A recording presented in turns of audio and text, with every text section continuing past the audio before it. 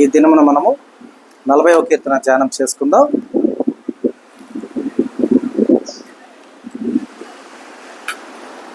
యెహోవా కొరకు నేను సహనముతో కనిపెట్టుకుంటుని, ఆయన నాకు చెవియొగ్గి నా మొర్ర ఆలకించును. నాశనకరమైన గుంటలో నుండి, జిగటగల దొంగ ఊబిలో నుండి ఆయన నన్ను పైకెత్తును. నా పాదములు బండ మీద నిలిపి నా అడుగులు స్థిరపరచును. తనకు స్తోత్ర రూపమగు క్రొత్త గీతమును మన దేవుడు నా నోట నుంచును. అనేకులు దాన్ని చూచి భయభక్తులు కలిగి యెహోవా యందు నమ్మిక ఉంచెదరు. గర్విష్ఠులనైనను త్రోవ విడిచి అబద్ధముల తట్టు తిరుగువారినైనా లక్ష్య పెట్టక యెహోవాను నమ్ముకొనువాడు ధన్యుడు. యెహోవా నా దేవా, నీవు మా ఎడల జరిగించిన ఆశ్చర్య క్రియలను, మా ఎడల నీకున్న తలంపులను బహు విస్తారములు. వాటిని వివరించి చెప్పిదననుకుంటున్నా, అవి లెక్కకు మించి ఉన్నవి. నీకు సాటి అయిన వాడొకడనూ లేడు. బలులనైనను నైవేద్యములైన నీవు కోరుటలేదు. నీవు నాకు చెవులు నిర్మించి ఉన్నావు. దహన బలులనైనను పాప పరిహారార్థ బలులనైనను నీవు తెమ్మనలేదు. అప్పుడు పుస్తకపు చుట్టలో నన్ను గూర్చి వ్రాయబడిన ప్రకారం నేను వచ్చి ఉన్నాను. నా దేవా, నీ చిత్తము నెరవేర్చుట నాకు సంతోషము. నీ ధర్మశాస్త్రము నా అంతర్యములో ఉన్నది. నా పెదవులు మూసుకొనక మహాసమాజంలో నీతి సువార్తను నేను ప్రకటించి ఉన్నానని నేనంటిని. యెహోవా, అది నీకు తెలిసే ఉన్నది. నీ నీతిని నా హృదయంలో నుంచుకొని నేను ఊరకుండలేదు. నీ సత్యమును నీ రక్షణను నేను వెల్లడి చేసి ఉన్నాను. నీ కృపను నీ సత్యమును మహాసమాజమునకు తెలుపక నేను వాటిని మరుగు చేయలేదు. యెహోవా, నీవు నీ వాత్సల్యమును నాకు దూరము చేయవు. నీ కృపా సత్యములు ఎప్పుడునూ నన్ను కాపాడునుగాక. లెక్కలేని అపాయములు నన్ను చుట్టుకొని ఉన్నవి. నా దోషములు నన్ను తరిమి పట్టుకొనగా నేను తల ఎత్తి చూడలేకపోతుంది. లెక్కకు అవి నా తల వెంట్రుకలు మించి ఉన్నవి. నా హృదయము అధైర్యపడి ఉన్నది. యెహోవా, దయచేసి నన్ను రక్షించుము. యెహోవా, నా సహాయమునకు త్వరగా రమ్ము. నా ప్రాణం తీయుటకు యత్నించువారు సిగ్గుపడి బొత్తిగా భ్రమసియుందురుగాక. నాకు కీడు చేయగోరువారు వెనుకకు మళ్లింపబడి సిగ్గునందుదురుగాక. నన్ను చూచి ఆహా ఆహా అని పలుకువారు తమకు కలుగు అవమానమును చూచి విస్మయమొందుదురుగాక. నిన్ను వెదుకు వారందరూ నిన్ను గూర్చి ఉత్సాహించి సంతోషించుదురుగాక. నీ రక్షణ ప్రేమించువారు యెహోవా మహిమపరచబడునుగాక అని నిత్యము చెప్పుకుందురుగాక. నేను శ్రమల పాలై దీనుడినైతిని. ప్రభువు నన్ను తలంచుకొనుచున్నాడు. నాకు సహాయము నీవే, నా రక్షణ కర్తవు నీవే. నా దేవా, ఆలస్యం చేయకుము. చదవబడిన లేఖన భాగాన్ని గమనించండమ్మా. యెహోవా కొరకు నేను సహనముతో కనిపెట్టుకుంటుని, ఆయన నాకు చెవియొగ్గి నా మొర ఆలకించెను. నాశనకరమైన గుంటలో నుండి, జికటగల దొంగ ఊబిలో నుండి ఆయన నన్ను పైకెత్తెను. నా పాదములు బండ మీద నిలిపి నా అడుగులు స్థిరపరచెను. మరి మనం గనక గమనిస్తే కీర్తనాకారుడు చెప్తూ ఉంటున్నాడు, ఏమంటున్నాడమ్మా? యెహోవా కొరకు నేను సహనముతో కనిపెట్టుకొని ఉన్నాను. అంటే కంగారు, టెన్షను ఇవేమీ లేకుండా ఆయన ఏం చేస్తూ ఉన్నాడు? యెహోవా కొరకు కనిపెట్టుకొని ఉన్నాడు. ఒక నిమిషం ఉండండి.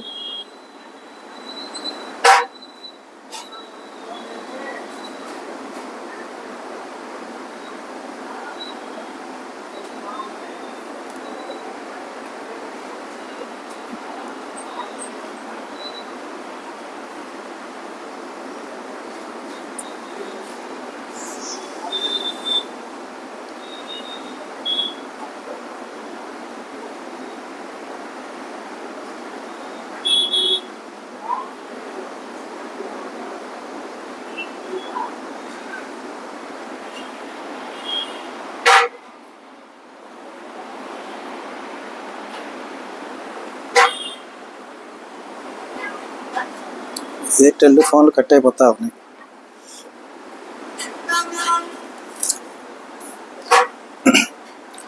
చూడమ్మా, అయితే ఆయన నాకు చెవియొగ్గి నా మొర ఆలకించను అని చెప్తూ ఉన్నారు. అయితే ఎప్పుడమ్మా ఇది జరిగింది? ఆయన కొరకు సహనంతో కనిపెట్టుకొని ఉన్నాం. మనము తొందరపాటుతనంతో కంగారు పడిపోతూ, అయ్యా నువ్వు లేవా, నన్ను చూడలేదా అనే టెన్షన్ అనేది ఉండకూడదు. కనుక ఎందుకంటే జిగటగల ఆ ఊబి అయినా సరే, అంటే ఊబి అంటే ఏం చేస్తుందమ్మా? మనం పడగానే పైకి లేపుద్ది, అంతేనా? ఊబిలో పడగానే అది ఏం చేస్తుంది? నువ్వు నా దగ్గర ఉండేవాడివి కాదు, బయటికి పో, ఒడ్డుకు పో అని నెట్టుద్ది. నెట్టుద్దా? నెట్టదు, లాగేసుకుంటుంది. ఇక్కడ మనం ఊబిలో ఉన్నాం అంటే ఆ ఊబి ఏం చేస్తుంటుంది? దాని సహజ గుణం ఏంటి? లోపలికి లాగేసుకోవటం. అయితే ఆ యొక్క లాగే క్రమమైనా సరే నీ తల పూర్తిగా మునిగితేనే కదా నువ్వు మరణిస్తావు, అవునా కదా? ఇక్కడ వరకు వచ్చింది, మరణిస్తావా అమ్మా? నోటి వరకు వచ్చింది, నోరు దాట్లా, నోటి వరకు వచ్చింది, మరణిస్తావా? మరణించవు. అది ఎప్పుడు మరణిస్తావు? ఎప్పుడైతే నీ నాసికారంధ్రం మూయబడుతుందో అప్పుడు నీకు ఊపిరి ఆడక మరణిస్తావు. అంటే నిన్ను రక్షించడానికి దేవుని యొద్ద చాలా సమయం ఉంది. కాకపోతే మనం ఏం చేస్తూ ఉంటామంటే మనం మునిగిపోతున్నటువంటి ఆ సమయాన్ని మనం చూస్తూ ఉంటాం. ఆ సమయంలో మనం ఏం చేస్తాం అంటే కంగారు పడిపోతాం, టెన్షన్ పడిపోతాం, ఉక్కిరి బిక్కిరిలు ఆడిపోతాం. అంటే నాట్ ఓన్లీ ఊపిరిలోనే అని కాదు నేను అంటుంది. ఏదైనా ఒక శ్రమ, ఒక కష్టం, ఒక ఇబ్బంది, ఒక బాధ, ఇలాంటివి మన చుట్టూ ఉన్నప్పుడు సహజంగా మనం ప్రయత్నం చేసే విధానం అదనమాట. కానీ ఆయన అంటూ ఉన్నారు, కీర్తనకారుడు ఏమంటున్నాడమ్మా? యెహోవా కొరకు నేను సహనముతో కనిపెట్టుకుంటేని, ఆయన నాకు చెవియొగ్గి నా మొర ఆలకించెను. నాశనకరమైన గుంటలో నుండి, అలాగే జిగటగల దొంగ ఊబిలో నుండి ఆయన నన్ను పైకెత్తెను. నా పాదములు బండ మీద నిలిపి నా అడుగులు స్థిరపరచెను. అంటే నన్ను అక్కడి నుంచి తీసుకువచ్చి సురక్షితమైనటువంటి ప్రదేశమందు నన్ను నిలిపి నా పాదాలను ఏం చేశాడమ్మా? స్థిరపరిచాడు. జారిపోయేలా కాకుండా స్థిరపరిచాడు, నిలబెట్టాడు. కనుక తనకు స్తోత్ర రూపమగు క్రొత్త గీతమును మన దేవుడు నా నోట నుంచెను. అనేకులు దాన్ని చూచి భయభక్తులు కలిగి యెహోవా యందు నమ్మిక ఉంచెదరు.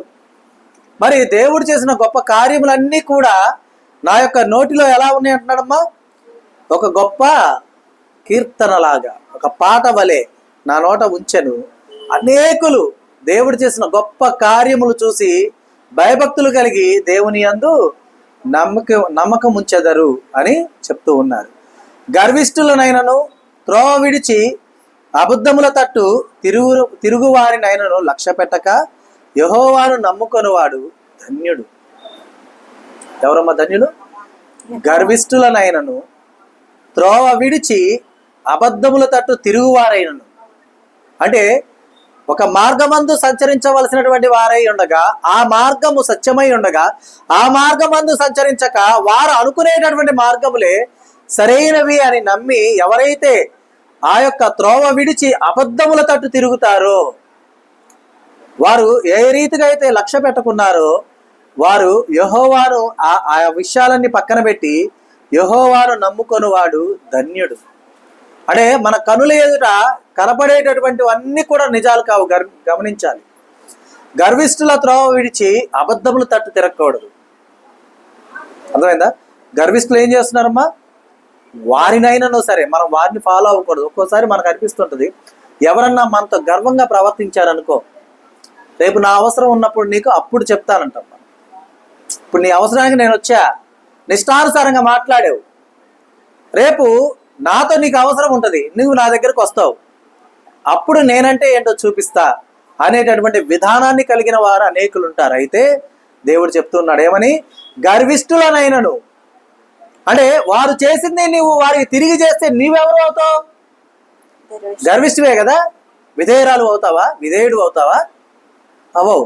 కాబట్టి గర్విష్ఠులైనను, అలాగే త్రోవ విడిచి అబద్ధముల తట్టు తిరుగు వారు ఉంటారు, వారినైనను కూడా నువ్వు లక్ష్య పెట్టకూడదు, గమనించాలి, లెక్కించుకోకూడదు. వారు ఇలా ఉన్నారు, వారు అలా ఉన్నారు, వారంత సంతోషంగా ఉన్నారు, అసలు ఆ యొక్క లెక్కింపు అనేది నీలో ఉండకూడదు, గమనించాలి. కనుక నీవు ఆ యొక్క విధానాన్ని విడిచి యెహోవాను నమ్ముకున్నట్లయితే నీవెవరుగా ఉంటావమ్మా? ధన్యులుగా ఉంటావు. ధన్యత కలిగిన వారుగా మనం ఉంటాం, గమనించాలి. యెహోవా నా దేవా, నీవు మా ఎడల జరిగించిన ఆశ్చర్య క్రియలను, మా ఎడల నీకున్న తలంపులను బహు విస్తారములు, వాటిని వివరించి చెప్పేదననుకుంటున్నా అవి ఎలా ఉన్నాయమ్మా? లెక్కకు మించి ఉన్నవి, నీకు సాటైన వాడు ఒక్కడునూ లేడు. అంటే కీర్తనకారుడు అంటున్నాడు, ఏమంటున్నాడు? అయ్యా నా దేవా, నీవు మా ఎడల జరిగించినటువంటి ఆశ్చర్య క్రియలు, మన జీవితాల్లో చాలా చేస్తుంటాడు దేవుడు. ఆశ్చర్య కార్యము, ఆశ్చర్య క్రియలు చాలా జరుగుంటాయి. అలాగే మన ఎడల దేవుని యొక్క తలంపులు ఎలాంటివమ్మా? బహు విస్తారమైనవి. కానీ మనమే ఎలా ఆలోచిస్తాం? కొంచెమే అనుకుంటాం. కానీ దేవుని యొక్క ఆలోచనలు, దేవుని యొక్క క్రియలు ఎలాంటివి? బహు విస్తారమైనవి అనమాట. అయితే మనము వాటిని వివరించి చెప్పాలి అని మనం అనుకున్నామా? అవి ఎలా ఉన్నాయమ్మా? లెక్కకు మించి ఉన్నవి. అర్థమైందా? లెక్కించగలమా? ఒక 10 లోపు, ఒక 20 లోపు, ఒక 30, 40 లోపు ఉంటే లెక్కించి చెప్పగలుగుతాం. లెక్కకు మించినవైతే మనం చెప్పగలుగుతామా? చెప్పలేం. కాబట్టి మనం గమనించాలి. ఎందుకంటే నీవు లెక్కించలేని మేళ్లతో దేవుడు నిన్ను దీవిస్తూ ఉన్నాడు, ఆశీర్వదిస్తూ ఉన్నాడు, నిన్ను కనిపెట్టుకొని ఉన్నాడు, నిన్ను నడిపించుతూ ఉన్నాడు, నీకు వెన్నంటి ఉన్నాడు. కాబట్టి మనం గమనించాలి. దేవుడు మన ఎడల చేసేటటువంటి ఆ గొప్ప కృప, చూపించిన కృప, చేసే కార్యము, మన ఎడల ఆయనకు ఉన్నటువంటి సంకల్పము, ఆయన తలంపులు, ఇవన్నీ కూడా మన ఊహలకు అందనటువంటివి. అర్థమైందా? అంత గొప్ప విధానము దేవుని యొద్ద మన కొరకు ఉండి ఉంటే మనం తొందరపడేవారుగా ఎప్పుడు కూడా మనం ఉండకూడదు. గమనించాలి. బలులనైనను అలాగే నైవేద్యములనైనను నీవు కోరుట లేదు. నీవు నాకు చెవులు నిర్మించి ఉన్నావు. దహన బలులనైనను పాప పరిహారార్థ బలులనైనను నీవు తెమ్మనలేదు. అంటే ఒక మాటలో చెప్పాలంటే, అయ్యా నీవు నా యొద్ద నుండి ఏమీ అడగట్లా, నైవేద్యం అడగట్లేదు, అలాగే బలులు అడగట్లేదు, ఎటువంటివి అడగట్లా. కానీ దేవుడు మనల్ని అడుగుతున్నది ఏంటమ్మా? మనల్ని ఏమడుగుతున్నాడు దేవుడు? కేవలం మన హృదయం మాత్రమే ఏమంటున్నాడు. అర్థమైందా? అది మోసకరమైంది. ఎందుకంటే మనిషికి కలిగినటువంటి ఆ యొక్క అవయవాలు అన్నింటిలో కల్లా కూడా అత్యంత మోసకరమైనది ఏదైనా ఉంది అంటే అదేంటమ్మా? హృదయమేనా? దేవుడు అదే అంటున్నాడు. అరే, నిన్ను మోసపుచ్చే హృదయాన్ని నువ్వు పెట్టుకొని అది నీకు చెప్పినటువంటి మాటలను అనుసరించి నువ్వు నడుచుకుంటూ ఉంటే కనుక నీవు పడిపోయేవాడిగా ఉంటావు. కాబట్టి ఆ మోసకరమైనటువంటి దాన్ని నాకు ఇచ్చేసేయి. నీవు ఆ మోసకరమైన దాన్ని నాకు ఇచ్చేస్తే కనుక నేను నీకు క్రొత్తది ఇస్తాను. క్రొత్తగా ఉన్నటువంటి ఆ యొక్క విధానము నీకు ఎంతో సంతోషాన్ని ఇస్తూ ఉంది. ఎందుకంటే అది నిన్ను మోసపుచ్చేది కాదు, నా యొక్క ఆలోచనలతో నిండి ఉన్నది. కాబట్టి నీవు దానిని ఇచ్చేసేయి, ఆ హృదయాన్ని ఇచ్చేసేయి. ఎందుకంటే హృదయంలో ఏముంటుందమ్మా? ఆలోచించుకోండి, ఒకసారి స్వపరిశీలన తీసుకోండి. మీ హృదయాల్లో ఏముంది? ఒక ఆలోచన ఉంటుంది, ఒక తలంపు ఉంటుంది, ఒక కార్యం చేయాలి, ఈ పని చేయాలి, ఆ పని చేయాలి ఉంటుంది. తర్వాత ఏముంటుంది? ఒకరి మీద ద్వేషం ఉంటుంది, ఒకరి మీద ప్రేమ ఉంటుంది, ఒకరి మీద కోపం ఉంటుంది, ఒకరి మీద వాత్సల్యత ఉంటుంది. ఏమా? ఇవే కదా ఉంటాయి. దేవుడు ఏమంటున్నాడు? ఆ భారం నీకెందుకు, ఆ శిరోభారం నీకెందుకు, వాటిని నాకు ఇచ్చేసేయి, అవి ఇచ్చేయి, నీకు నేను ఇస్తా. ఎందుకంటే నీకు హృదయం ఉన్న ప్రాంతంలో నేనుంటా. నా మాటలు ఎలాంటివి, నా ఆలోచనలు ఎలాంటివి, నా తలంపులు ఎలాంటివి, నిన్ను నడిపించే విధానం ఎలా ఉంటుంది ఆలోచించుకో. అవునా కదా ఏమ్మా? ఎందుకంటే దేవుడు ఎప్పుడు కూడా తన బిడ్డల కోసం ఎప్పుడు దేవుడు ఒక తల్లి తండ్రి వారికి పుట్టినటువంటి బిడ్డల కొరకు ఏ రీతిగా అయితే వారు కష్టపడుతూ ఉంటారో అదే రీతిగా దేవుడు తన బిడ్డల కొరకు, అంటే ఆయన కష్టపడతాడు అని కాదు, కష్టాన్ని మించిన కష్టపడతాడు. అర్థమైందా? సహజంగా ఎవరైనా సరే, మీ తల్లిదండ్రులైనా మా తల్లిదండ్రులైనా ఎవరైనా బిడ్డల్ని సంరక్షించి పోషించి పెద్ద చేసే విధానంలో వారు కొంత విశ్రాంతి తీసుకోకుండా ఎవరు ఉంటారు? ఎవరన్నా ఉంటారమ్మా? కానీ మన దేవుడు ఎలా ఉంటాడమ్మా? ఎట్లా ఉంటాడు? కునుకడు, నిద్రించాడు, విడువడు, ఎడబాయడు. నిన్ను నన్ను పెంచిన తల్లిదండ్రులు, మనం పెంచుతున్నటువంటి ఆ యొక్క బాధ్యతను ఒకసారి మనం పరిశీలించుకుంటే కనుక దేవుడు చేసిన విధానము కన్నా గొప్పది ఏదైనా ఉందా? ఏ నరునిలో అయినా సరే ఉన్నదా? ఏమీ ఉండదు. కాబట్టి గమనించాలి. అర్థమైందా? చూడండి, అందుకే దేవుడు ఏమీ అడగట్లా, పాప పరిహారార్థ బలులైనా కూడా ఆయన అడగట్లేదు. ఎందుకంటే పాప పరిహారార్థ బలి ఎవరుగా పంపించారు? ఆయనే వచ్చారు. అర్థమైందా? ఒకసారి 6వ వచనం చూడండి.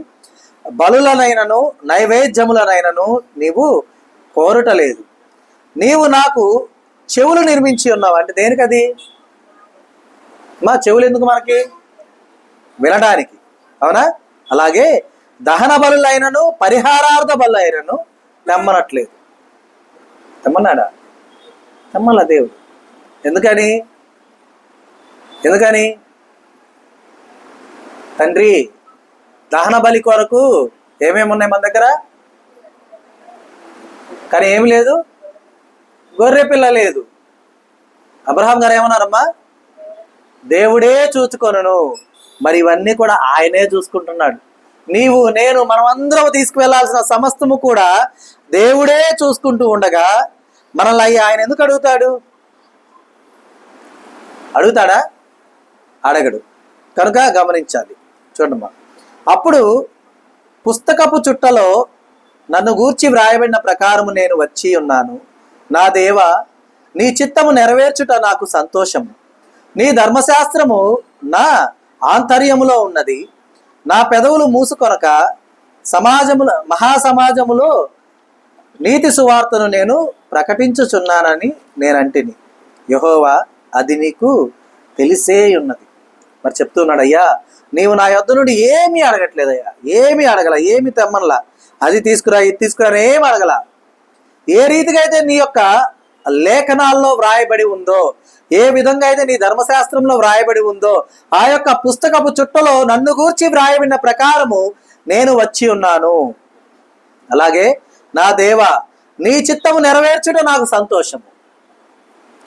దేవుని చిత్తం ఏమిటో మనం గుర్తెరిగి నెరవేర్చుట ఎలా ఉందమ్మా? కీర్తనాకారుడికి సంతోషంగా ఉన్నది. నీ ధర్మశాస్త్రము ఎక్కడున్నది? ఆయనకు ఆంతర్యములో ఉన్నది. అంటే హృదయాంతరంగముల్లో ఉంది. ఏమా, ప్రతి ఒక్కరి హృదయంలో ఒక సీక్రెట్ కావచ్చు, ఒక ఆలోచన కావచ్చు, ఒకటి ఉంటుంది. వారు దాచుకున్నది ఒకటి ఉంటుంది. అది వారు నిద్రలో ఉన్నా, మెలకువగా ఉన్నా, ఎలా ఉన్నా అది వారికి గుర్తుంటుందా ఉండదా? వారు మర్చిపోతారా? మర్చిపోరు. అలాగే ఆ యొక్క ధర్మశాస్త్రము ఆయన యొక్క ఆంతర్యంలో ఉంటే ఆయన ఎలా మర్చిపోతాడు? మర్చిపోతాడా? మర్చిపోరు. అలాగే మనం కూడా ఉండాలి. అర్థమైందా? అంతేకాదు, ఇంకా కీర్తనాకారుడు ఏమంటున్నాడు చూడండి.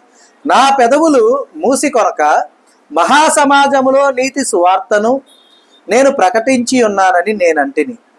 యెహోవా, అది నీకు తెలిసే ఉన్నది. అయ్యా, ఇదిగో నా పెదాలు మూసుకొనకుండా నీతి సువార్తను ప్రకటించాను, మహాసమాజంలో ప్రకటించాను. నేను చెప్తున్నా మాట, అది నీకే తెలిసి ఉన్నది. నీకే తెలిసి ఉన్నది అంటే ఈయన అబద్ధం ఆడగలడా? ఆడగలమ్మా? ఆయనే కాదు, మనమైనా సరే మనం దేవునితో, అయ్యా ఇదిగో నేను ఇలా చేశా, అది నీకే తెలుస్తుంది అని మనం అన్నాం. మనం చేశాను అని చెప్పింది అబద్ధం అయిపోద్దా? ఎందుకని? నీకు తెలిసి ఉన్నది అని మనం దేవునితోనే అంటున్నాం. అర్థమైందమ్మా? మరి దేవునికి తెలిసి ఉన్నది మనం అబద్ధం ఆడగలుగుతామా? ఆడలేం. కాబట్టి గమనించాలి. నీ నీతిని నా హృదయంలో ఉంచుకొని నేను ఊరుకుండలేదు. అలాగే నీ సత్యమును నీ రక్షణను నేను వెల్లడి చేసి ఉన్నాను. నీ కృపను నీ సత్యమును మహాసమాజమునకు తెలుపక నేను వాటికి మరుగు చేయలేదు. అంటే ఆయన ఏమంటున్నాడు మరలా, అయ్యా నీ నీతిని నా హృదయంలో ఉంచుకున్నా, అలాగని నేను ఊరకుండలా. నీవంటే ఏంటో నాకు తెలుసు. అంటే సింపుల్ అమ్మా. ఇప్పుడు మనం చాలా చూస్తూ ఉంటాం, అరే అంటే మనం యూట్యూబ్లో చూస్తుంటాం, వాళ్ళంతా అంటూ ఉంటారు, అరే మీకేం పని పాట ఉందని మా హిందువుల ఇళ్ళ దగ్గరికి వస్తారు మీరు, మేము మిమ్మల్ని రమ్మని పిలవలేదు కదా, మీరు ఎందుకు మాకు వచ్చి చెప్తున్నారు? ఇష్టమైతే మేమే వస్తాం కదా, మీరెందుకు మా ప్రతి ఇంటికి వచ్చి తలుపు తట్టి మాకెందుకు చెప్పాల్సిన అవసరం మీకేంటి అని క్వశ్చన్ చేస్తూ ఉంటారు. ఆ క్వశ్చన్కి ఇక్కడ ఉన్నది అర్థం, ఆ సమాధానం ఇక్కడ ఉన్నది. ఏమని ఉందమ్మా ఇక్కడ? అయ్యా నీ నీతి నా హృదయంలో ఉంచుకొని ఊరకుండలేదు నేను. గమనించండి, ప్రతి క్రైస్తవుడు కూడా ఎక్కడ ఊరకు ఉండడు. ఎందుకు ఊరకుండడు అంటే అది ఏమై ఉన్నదమ్మా? ఇక్కడ ఉన్నటువంటి లేఖనానుసారంగా ఆలోచిస్తే అది నీ బాధ్యత అయి ఉన్నది. దేవుని గూర్చినటువంటి విధానము, రక్షణను గూర్చిన విధానము, నీతిని గూర్చిన విధానము, సత్యమును గూర్చిన విధానము, కృపను గూర్చిన విధానము మరుగు చేయక ప్రకటించబడుట ప్రతి క్రైస్తవుని యొక్క బాధ్యత. అర్థమైందా? అది ప్రత్యేకంగా ఎవరు చెప్పరు, కానీ లేఖనాల్లో ఏమై ఉన్నమా? లిఖితమై ఉన్నది. అయి లేదా? లిఖితమై ఉన్నది. ఏమని అంటున్నారమ్మా కీర్తనాకారుడు? చూడండి, అయ్యా నీ నీతిని నా హృదయంలో ఉంచుకొని నేను ఊరకుండలేదు, నీ సత్యమును నీ రక్షణను నేను వెల్లడి చేసి ఉన్నాను. అంటే నువ్వెంత సత్యవంతుడువో, నీ రక్షణ ఎంత గొప్పదో నేను వెల్లడి చేసా, ప్రచురపరిచేశా. అలాగే నీ కృపను నీ సత్యమును మహా సమాజమునకు తెలుపక నేను వాటిని మరుగు చేయలేదు. అంటే దాచిపెట్లా, ఇవి కూడా చెప్పేశాను, ఏమీ దాచిపెట్టలేదు. అర్థమైందా? ఎందుకు? అది నా బాధ్యత, నీవు నాకు నేర్పించావు. అయితే ఇక్కడ ఒక విషయం గమనించాలి, మన బాధ్యత ఏంటి? మన దేవుని గొప్పతనాన్ని, మన దేవుడు మనకు నేర్పిన విధానాన్ని, మన దేవుని యొక్క రక్షణను మాత్రం వివరించడమే మన బాధ్యత. అర్థమైందా? కానీ మనలో ఇంకా పెద్ద బాధ్యత తీసుకుంటారు మన వాళ్ళు. ఎందుకో తెలుసా? ఏంటో తెలుసా బాధ్యత? వారు ఎవరిని నమ్ముకున్నారో మనకు అనవసరమైన విషయమై ఉండగా వారు నమ్ముకున్న వారిని దుర్భాషలాడటం. అది నీకు చేయమని దేవుడు చెప్పాడా? అమ్మా చెప్పలేదు కదా. మరి సింపుల్గా ఇది ఎలా ఉంటుందంటే, నీవు 10వ తరగతి చదువుతూ ఉన్నావు, 9వ తరగతిలో చదివి నువ్వు వచ్చావు, 9వ తరగతిలో నువ్వు చదివిందంతా వ్యర్థమని నీకు బోధిస్తే వాడికి ఇంటర్కి వెళ్తాడా? ఏం ఆలోచిస్తాడు వాడు? ఎవరైనా స్టూడెంట్, అరే నేను 9వ తరగతిలో చదివింది 10కి వచ్చేసరికి అదంతా వేస్ట్, దాన్ని నమ్మకూడదు, దాన్ని ఆలోచించకూడదు, గుర్తుంచుకోకూడదు అన్నారు. రేపు నేను ఇంటర్కి వెళ్ళాక 10th అదే కదా అంటారు. అవునా కదా? అదేగా అంటారు. అలాంటి చదువు నాకెందుకు అంటారు. అవునా? కానీ నువ్వు నేర్పాల్సింది, నువ్వు తెలియజేయాల్సింది ఏంటంటే, దేవుని యొద్ద నుండి నువ్వు పొందుకున్న గొప్ప మేలుల గురించి వివరించాలి, రక్షణ గురించి వివరించాలి, ఆయన సత్యమును గురించి వివరించాలి. అర్థమైందా? అలాగా వివరించాలి. కానీ అయ్యా నువ్వు నమ్ముకున్న వారు ఇలాగా, వారు ఇట్లా చేశారు, అట్లా చేశారు అని నువ్వు చెప్పటం వల్ల వారు మరలా మన దేవుని దూషించడానికి మనం ఒక అవకాశం వారికి ఇస్తున్నాం. ఇటు లేదా? ఇస్తున్నామే, ఇవ్వట్లేదా? ఇస్తాం. కాబట్టి అందుకే దేవుడు అంటాడు, పాము వలె వివేకముగా ఉండండి, పావురం వలె నిష్కపటంగా ఉండండి. అంటే హృదయంలో ఎటువంటి కపటము ఉండకూడదు. అలాగే నీ యొక్క ఆలోచన విధానములో వివేకం ఉండాలి. కాబట్టి గమనించాలి. అయితే ఆ రీతిగా ప్రకటించుట అనేది ఏమై ఉన్నదమ్మా? ఒక క్రైస్తవుని యొక్క బాధ్యత ఉన్నది. కనుక గమనించాలి.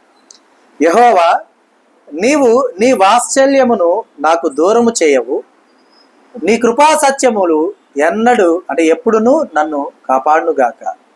లెక్కలేని అపాయములు నన్ను చుట్టుకొని ఉన్నవి, నా దోషములు నన్ను తరిమి పట్టుకొనగా నేను తల ఎత్తి చూడలేకపోతుంది. లెక్కకు అవి నా తల వెంట్రుకలను మించి ఉన్నవి, నా హృదయము అధైర్యపడి ఉన్నది. మరలా కీర్తనకారుడు అంటూ ఉన్నాడు, ఏమంటున్నాడు? అయ్యా లెక్కలేని అపాయములు నన్ను చుట్టుకొని ఉన్నాయ్యా, నా దోషములు నన్ను తరిమి పట్టుకొనుగా నా తల ఎత్తలేకపోతూ ఉన్నాను. ఎందుకంటే అవి ఎలా ఉన్నాయి? లెక్కకు చూస్తే అవి నా తల వెంట్రుకలు మించి ఉన్నవి. కాబట్టి నా హృదయం ఎలా ఉంది? అధైర్యపడి ఉన్నది, భయపడుతూ ఉన్నది. కాబట్టి నీవు నీ వాత్సల్యమును నాకు దూరము చెయ్యవు, నీ కృపా సత్యములు ఎప్పుడును నన్ను కాపాడునుగాక. అంటే నీ కృపా సత్యము, నేను నీ యొక్క శరణు చొచ్చి ఉన్నా, నీవు తప్ప నాకు రక్షకులు లేరు అని నేను విశ్వసించి ఉన్నా. కాబట్టి నా హృదయ భారం ఎంత ఉన్నది, నా శిరోభారం ఎంత ఉన్నది, నా అపరాధం ఎంత ఉన్నది.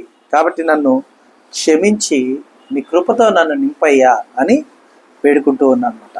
చూడమ్మా, యెహోవా దయచేసి నన్ను రక్షింపుము, యెహోవా నా సహాయం నాకు త్వరగా రమ్ము. నా ప్రాణము తీయుటకై యత్నించు వారు సిగ్గుపడి బొత్తిగా భ్రమసియుందురుగాక. నాకు కీడు చేయగోరు వారు వెనుకకు మళ్లింపబడి సిగ్గునందురుగాక. దేవుని వేడుకుంటున్నాడు, దయచేసి నన్ను రక్షించయ్యా, నా సహాయమునకు త్వరగా రాయ్యా, త్వరగా వచ్చి నా ప్రాణం ఎవరైతే తీయాలని ప్రయత్నిస్తున్నారో వారు సిగ్గుపడి బొత్తిగా భ్రమసీయుందురుగాక. భ్రమించడం అంటే అర్థం ఏంటి? భ్రమించటం లేనిదాన్ని అంటే లేనిది ఉన్నట్టుగా అనుకోవటం. అంటే ఇక్కడ వారికి ఒకవేళ నేను దొరికి ఉన్నా కూడా వారి చేతిలో నేను లేనట్టు వారికి ఆ భ్రమను కలుగు చేయ్యా, నన్ను రక్షించు అని వేడుకుంటూ ఉన్నా అనమాట. ఇంకా ఏమంటున్నానమ్మా, నా ప్రాణము తీయుటకే వారు ఎలా ఉన్నారు, ప్రయత్నిస్తూ ఉన్నారు, ఎప్పుడు యత్నిస్తూ ఉన్నారు. కాబట్టి వారిని అలా చెయ్యి. అలాగే నాకు కీడు చేయగోరు వారు వెనకకు మళ్లింపబడి సిగ్గునొందురుగాక. అంటే వారు సిగ్గుపడే విధంగా వారిని వెనక్కి పంపించేసేయ. ఎందుకంటే నేను నీ కృపను నమ్ముకున్నా, నా బలాన్ని నమ్ముకోవాలా, నా శక్తిని నమ్ముకోవాలా, నా యుక్తిని నమ్ముకోవాలా, నేను నిన్ను మాత్రమే నమ్ముకొని ఉన్నాను. కాబట్టి నీవు త్వరగా నాకు సహాయముగా రాయ్యా అని వేడుకుంటూ ఉన్నాడు. ఎందుకంటే వారు నన్ను చూచి భలే దొరికాడు. దొరికితే ఎలా అనుకుంటామమ్మా మనం? ఎవరన్నా మా చేతికి చిక్కారు మనం ఎలా అనుకుంటాం? అబ్బా భలే దొరికావురా, ఈరోజు నిన్ను ఎవరు నా చేతిలో వచ్చి రక్షిస్తారో చూస్తా అంటాం కదా. అలాగా నన్ను చూసి వారు ఆహా ఆహా అని పలుకువారు తమకు కలుగు అవమానమును చూచి విస్మయమొందుదురుగాక. అంటే దొరికావు దావీదు, ఇంకేడకపోతావు, మేమంతా చుట్టూ ఉన్నాం, ఇక నీవు తప్పించుకోలేవు అని వారు అంటూ ఉండగా, ఆహా ఆహా అని వారు అంత గర్వంగా అంటూ ఉండగా వారికి ఆ భ్రమను కలుగజేయదేవా, నన్ను రక్షించు. అప్పుడు వారు ఏం చేస్తారమ్మా, వారికి కలిగినటువంటి ఆ యొక్క అవమానమును చూసి వారు ఆశ్చర్యపోతారు. విస్మయం అందడం అంటే ఏంటి అర్థం? విస్మయం అంటే అర్థం ఏంటి? ఆశ్చర్యం. అరే ఇక్కడే ఉన్నాడు కదా, ఇక్కడే ఉన్నాడు కదా, ఇంతలోకి వెళ్ళిపోయాడు అంటే అలాంటి కార్యం చెయ్యయ్యా, నాకు తోడే ఉండు దేవా అని వేడుకుంటున్నాడు. నన్ను వెతుకు వారందరూ నిన్ను గూర్చి ఉత్సాహించి సంతోషించుదురుగాక.